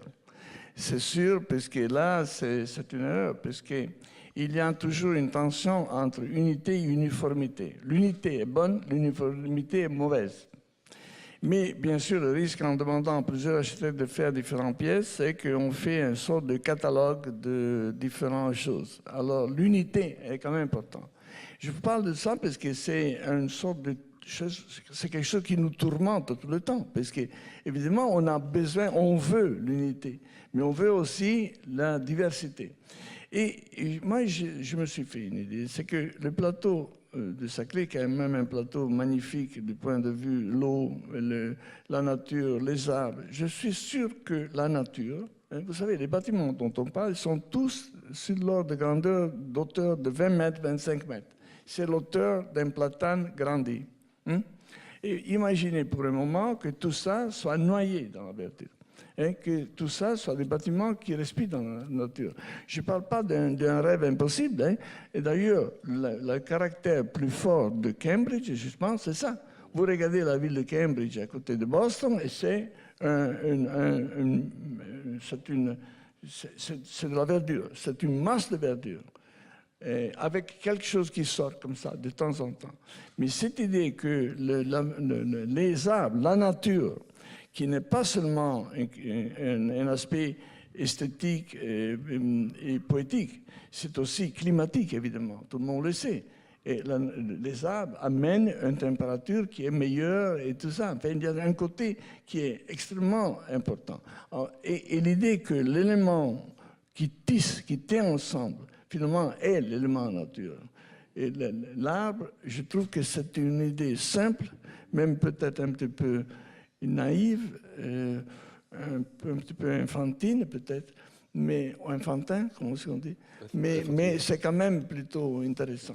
Et je parle de ça pas comme solution pour faire n'importe quoi et après on cache avec les arbres. Je dis seulement que je pense que la nature, et je ne parle même pas du jardin à l'intérieur de l'école normale, puisque ce jardin il est spécial, c'est une chose différente. Je parle des arbres, vous savez, c'est dans une rue de 18 mètres, mais là, vous mettez des arbres et quand vous faites ça d'une façon systématique, à la fin du projet, vous avez quelque chose qui est... Et je pense que ça, c'est peut-être un rêve un petit peu impossible, mais de planter des arbres, c'est quand même la chose la plus simple qui peut se faire. Et ils grandissent tout seuls. Pierre-Paul Zaliot, vous vouliez la ajouter quelque réponse chose? que j'avais envie de faire, pour ma part, un projet de cette nature... il repose sur une dialectique du singulier et du collectif. Le singulier, nous on défend un projet singulier d'établissement. Enfin, l'université Paris-Saclay n'est pas une machine à homogénéiser l'enseignement supérieur. Surtout pas Glisse, Dominique. Pourquoi je dis et singularité de l'architecte? Moi j'attends d'un architecte qu'il soit dans sa singularité. Après tout, l'architecture c'est aussi le travail absolument singulier, inattendu, de quelqu'un qui a une œuvre et qui propose une œuvre et qui, à partir d'un bâtiment, propose une incarnation de cette œuvre, qui a sa démarche, qui a ses propres mots. Mais qu'est-ce qui se passe dans le temps du projet? Et le temps du projet, il a commencé avant l'arrivée de Renzo Piano et il va se prolonger peut-être après. C'est un travail extrêmement collectif. Le nombre de réunions ensemble, à comprendre ce que l'aménageur veut, ce que Michel Desvignes pensait quand il densifie, ce que les urbanistes pensent, à construire la construction d'une fiche de l'eau, la construction d'un dialogue, de gens qui par ailleurs se voient pour faire des masters ensemble, pour faire des doctorats ensemble, les mêmes, dans une même journée. Je crois qu'on est dans un projet qui du coup produit une très intense distribution de l'intelligence collective dans chacun des acteurs, dans sa singularité. Alors on peut craindre que des architectures aient du mal à se parler. J'ai dit tout à l'heure, moi, la grande importance que j'accordais au fait que l'architecture que j'avais choisie, en tant que président du jury, était capable de laisser la place à d'autres propositions et de dialoguer avec d'autres propositions. Et non pas de s'imposer comme une singularité architecturale, comme un objet, et boum, je suis là, et vous êtes prié de m'admirer. Voilà. Mais il ne faut jamais oublier, me semble-t-il, que dans des processus humains, organisationnels et politiques, parce qu'on fait aussi de la politique d'une certaine manière, eh bien, il y a une très intense vie collective. Et que cette vie collective, Renzo Piano a parlé de ping-pong dans le dialogue entre le maître d'œuvre et le maître d'ouvrage. Ce matin, on était dans un collectif qui allait au-delà du maître d'ouvrage. On était avec des aménageurs. Dans des réunions que nous avons très régulièrement, nous ne pouvons pas, notre cerveau ne délie pas ce qui se passe dans la manière dont nous pensons nos formations, la manière dont vont circuler nos étudiants, les attentes que nous avons par rapport au contact avec les laboratoires, du fait que nous souhaitons que nos personnels soient logés et du fait que nous souhaitons que ce lieu soit un lieu, et quand je dis le lieu, je ne parle pas de l'école, je parle de la ville campus, soit un lieu vivant, un lieu aussi de culture. C'est un aspect qu'on a effleuré, on aurait pu en parler, oui. Mais qui, voilà, donc c'est ça qui créera un être collectif nouveau qui s'appellera le campus Paris-Saclay. Guillaume, parce qu'il voulait ajouter quelque chose. Je vais très rapidement ajouter un paramètre à tout ce qui vient d'être dit. Il ne faut pas qu'on oublie tout ce que nous sommes passionnés par ce projet, qu'il arrive sur un terrain qui n'est pas vide et qui n'est pas au milieu de nulle part. Et l'un des critères du succès aussi, ça va être de bien s'intégrer avec l'environnement, les communes existantes. On est dans un quartier de Gif-sur-Yvette ici aussi. Et juste à côté, on est dans un quartier d'Orsay. Et qui sont aussi des villes qui ont des identités, etc. Donc ça, c'est aussi un paramètre qu'on doit prendre en compte pour Dans la gestion de ce rapport entre la diversité et l'uniformité, ça fait aussi partie des paramètres. D'ailleurs, ça se voit bien, oui, sur cette image. Certes, il y a cette pente sur ce plateau, mais il y a des villes constituées autour. Et faire la cité des étoiles à la soviétique, loin de tous, serait aussi un échec. Donc il ne faut pas qu'on néglige ce paramètre. Allez, on va prendre une dernière question. Qui posera la dernière question? Monsieur. Voilà. Vous avez parlé tout à l'heure de Paul Delouvrier et donc du premier schéma directeur dans lequel le plateau de Saclay existait déjà, d'une certaine façon, il y a 50 ans. Donc c'est un projet qui a été mûri et sur lequel vous avez exprimé une petite inquiétude. C'était pourquoi est-ce qu'on ne parle pas de ville? On parle encore de campus, pourquoi on ne parle pas de ville? Et donc ma question elle est extrêmement simple. C'est que pendant 50 ans, en gros, on a construit les villes nouvelles autour de Paris. Et ma question, j'ai envie de dire, j'attends pas de réponse, mais néanmoins, elle me taraude. Quelle est l'expérience, dans le fond, que vous avez tirée de ces villes nouvelles? Quelles sont les qualités que vous pouvez aujourd'hui attribuer à ce quartier? Et dans tous les cas, quels sont les défauts que vous avez pu considérer et dont vous pourriez nous assurer aujourd'hui qu'on en sera loin? D'une certaine façon, quel est le manque que vous avez constaté dans les villes nouvelles et dont vous pouvez nous assurer qu'il ne sera pas aussi dans cette ville?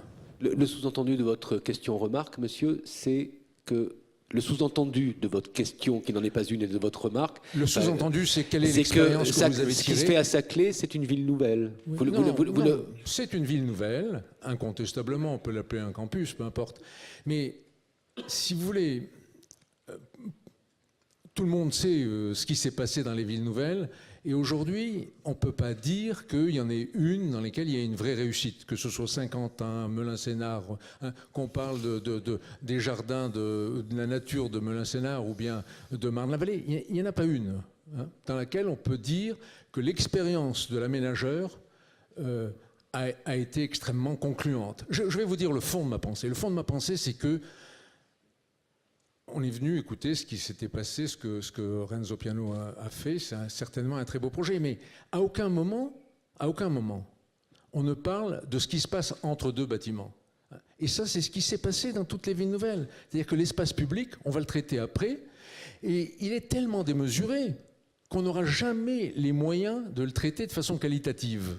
Et ça, c'est très important. Et vous le constatez déjà. C'est-à-dire que quand on est sur le site, on voit bien que cet espace public est tellement démesuré, je ne parle pas du vent, mais je parle de la nature de son traitement. Prenez une échelle. Tout à l'heure, vous avez parlé de l'échelle d'une partie. C'est-à-dire que quand on revient, les Champs-Élysées, ça n'est que, dans le fond, entre le stade et le bout du bâtiment de Piano, vous avez les Champs-Élysées. C'est ça l'échelle. Et c'est incroyable comme on la perd. C'est-à-dire que quand Renzo nous montre Columbia, tout Columbia tient dans son échelle, dans son bâtiment. C'est fantastique. Ben, évidemment, il a un parc au milieu. Mais néanmoins, c'est ça. Voilà, c'est tout. Je vous fais part d'une inquiétude. C'est-à-dire que je me dis que tout est encore à faire pour qu'on ait une chance un jour d'avoir une ville dans laquelle, comme il disait tout à l'heure, des piétons puissent se parler. Et je voudrais que cette chance, vous ne la laissiez pas passer. Alors, Renzo Piano, puis Guillaume Pasquier. D'abord, moi, je dois dire une chose, c'est que je partage tellement vos inquiétudes que c'est avec cette inquiétude que je me réveille chaque matin et avec mon petit déjeuner. C'est vrai, c'est vrai. En quoi ça ne sera pas une ville nouvelle? Pourquoi? Et c'est une inquiétude. Ça m'occupe, ça ne me préoccupe pas, ça m'occupe. Et ça a à faire avec l'échelle, ça a à faire avec les distances, ça a à faire avec la densité.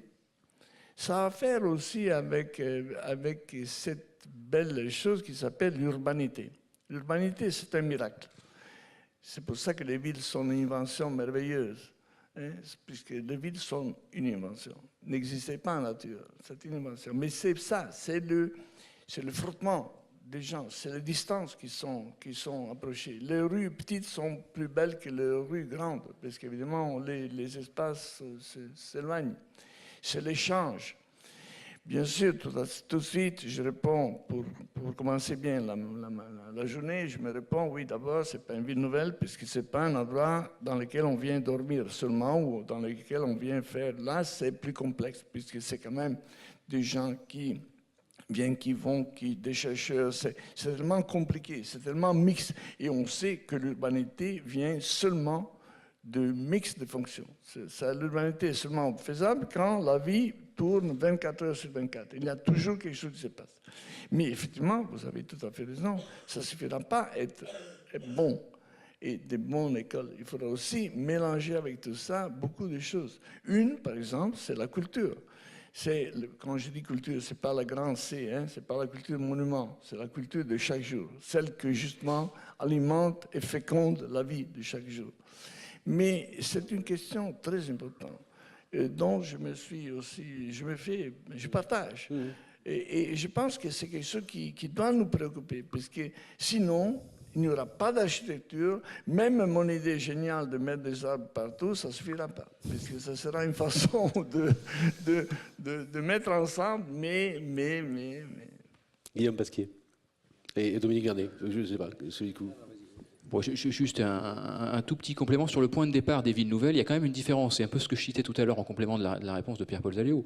Les villes nouvelles, Saint-Quentin par exemple, qu'on a forcément un peu étudiée puisqu'elle est juste à côté, c'est la plus proche et à mon avis c'est sans doute aussi la mieux réussie.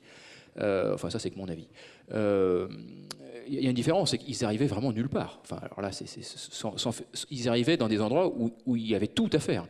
Ici, et sur des échelles beaucoup plus grandes. Saint-Quentin, qui s'appelait au départ Trappes-Palaiseau, c'était 500 000 habitants. Je veux dire, la réponse à la crise de l'époque, qui était crise de logement et crise d'organisation, pour reprendre la situation fleurie du général de Gaulle tout à l'heure, aujourd'hui on a une crise assez proche. On a également une crise du logement et une crise de l'organisation du système de transport qui est au bord du collapse en Ile-de-France. La réponse est quand même totalement différente. On n'a pas choisi 5 endroits en Ile-de-France dans lesquels on va massivement faire 300 000 400 000, mais on mise beaucoup plus sur la densification, sur le diffus. Et là, on est quand même, donc deux différences. On est sur des échelles incomparables, même si vous avez raison, c'est très grand, mais on est plutôt sur 20 25 000 habitants. C'est quand même pas la même chose. Et puis, on est sur du tissu qui existe déjà. Il y a déjà beaucoup de choses. Il ne faut pas l'oublier. Sur le plateau de Saclay, aujourd'hui, sur ce secteur, il y a 20 000 emplois. Publics et privés. Et puis, on est dans des échanges avec des communes existantes, puisqu'on s'insère sur des communes existantes, qui n'ont rien à voir avec la nature des échanges qui avaient lieu à l'époque des villes nouvelles, où en gros, c'était le consul de l'État qui faisait tout. Donc, je crois que cette différence-là, c'est pas une garantie, absolument pas. Et comme Renzo Piano, on est toute l'équipe, je vois Lise Mélian au premier rang, on est toujours inquiet de pas se louper, parce que quand on fait des erreurs dans l'urbanisme, elles durent longtemps.